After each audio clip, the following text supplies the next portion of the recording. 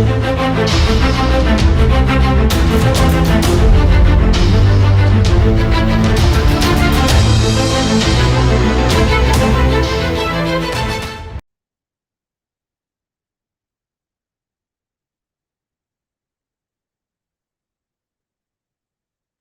Hind everyone. एफकेट 1 2025 की notification बाहर हो चुकी है 336 वैकेंसीज के लिए।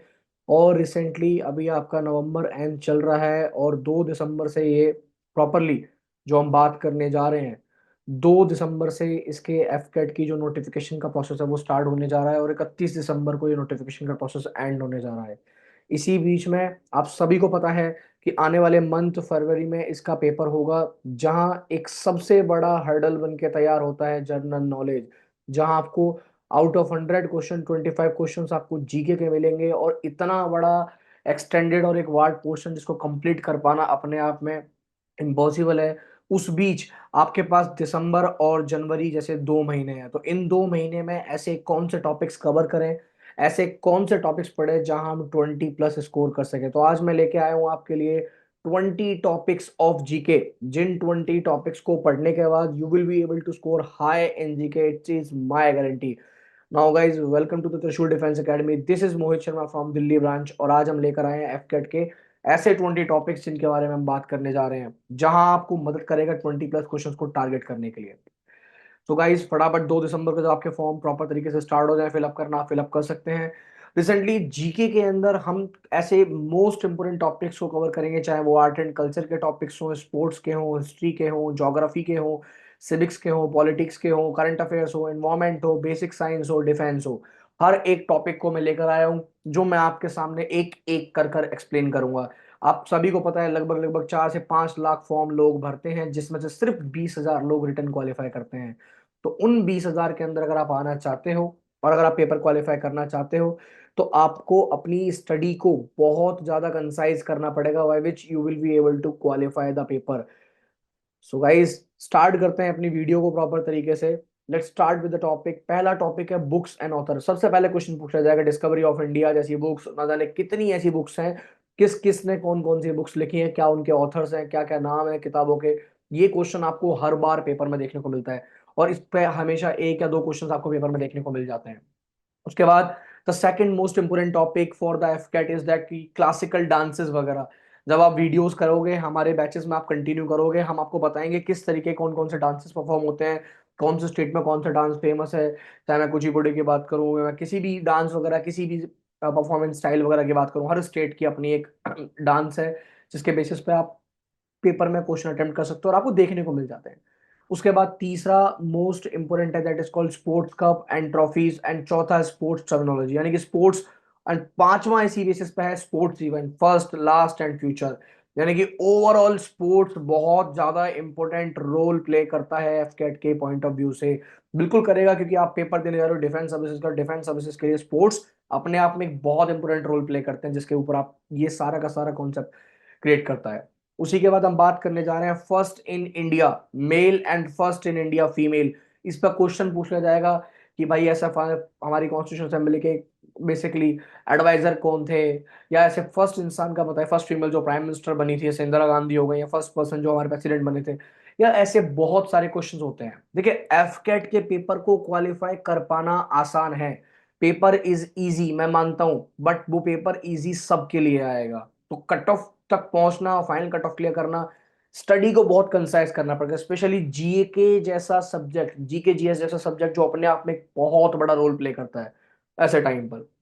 ऐसे ही monuments of history, historical monuments के ऊपर क्वेश्चन आ जाएगा। डिफेंस ऑफ इंडिया, कौन कौन सी मिलिट्री एक्सरसाइजेस, कौन कौन से वेपन्स वगैरह, इस पे आराम से क्वेश्चन पूछा जाएगा। और हर साल अवार्ड पे भी क्वेश्चन आते हैं, कौन सी फिल्म नॉमिनेट हुई है, फिल्म बेसिकली अवार्ड के लिए, कौन सी नहीं हुई है, क्या मिला है, किस पर्सन को क्या अवार्ड मिला है, किसको पद्मश्री मिला है, किसको क्या मिला है। ऐसे क्वेश्चंस आपको देखने को मिल जाते हैं एफकेट के पेपर में।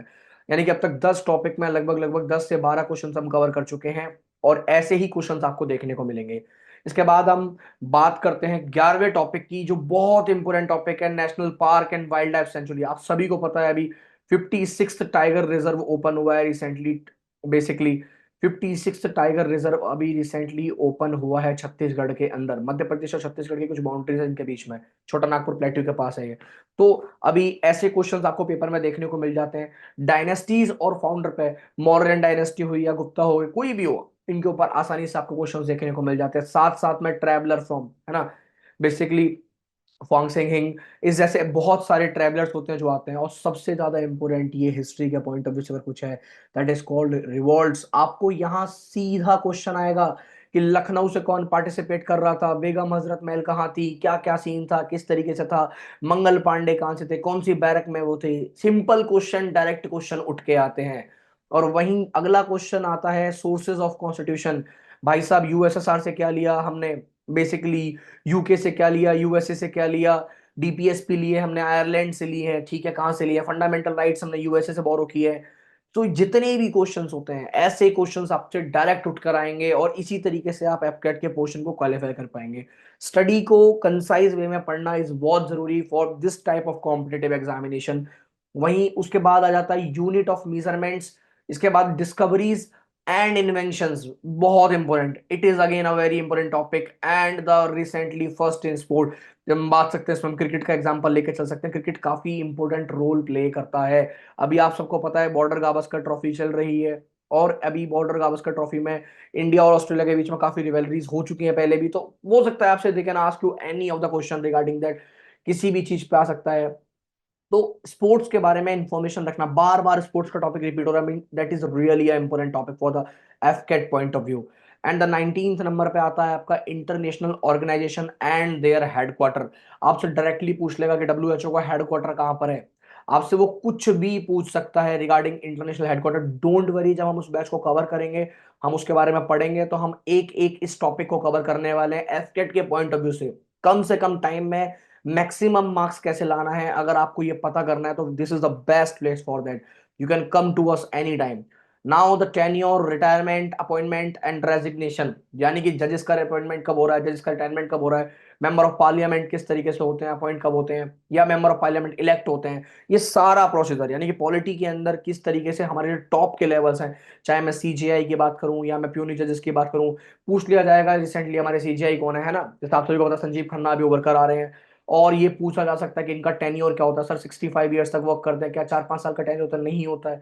तो ऐसे क्वेश्चंस जो कि किसी भी सब्जेक्ट से आपको उठ के आ सकता है, ये वो 20 क्वेश्चंस हैं जो आपको अगर आपने कवर कर लिए तो आपको एफकेट में 20+ स्कोर करने से कोई भी नहीं रोक सकता है। These are the very very important topics for the AFCAT point of view, and it is my guarantee if you cover that then you will be able to score high in AFCAT examination. Apart from that guys, we are starting Apache batch जो कि affordable है। ऐसे बहुत सारे बच्चे हैं जो अपने घर बैठे एफकेट की तैयारी करना चाहते हैं, उनके लिए अभी हमने रिसेंटली एक बैच लॉन्च किया जिसका नाम है अपाचे बैच, जो टारगेट कर रहा है आपका 1 2025 के एफकेट को।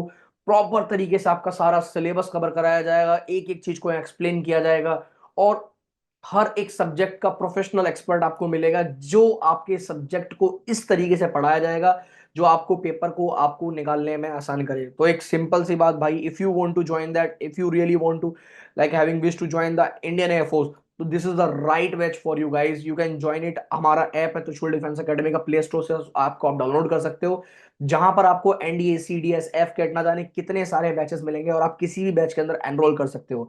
तो कम से कम अमाउंट में, यानी कि स्टडी को अगर अफोर्डेबल बनाना है तो आप त्रिशूल डिफेंस एकेडमी के ऐप को ज्वाइन कर सकते हो। It's not like a promotion, but हम यस वी वांट दैट कि मैक्सिमम स्टूडेंट्स तक हम स्टडी, यानी कि अपनी एकेडमी के जो हम प्रोवाइड कर रहे हैं बेस्ट चीजें हम प्रोवाइड कर सकें। तो I would like to suggest you, it is a best platform by which you will be able to join the defence services.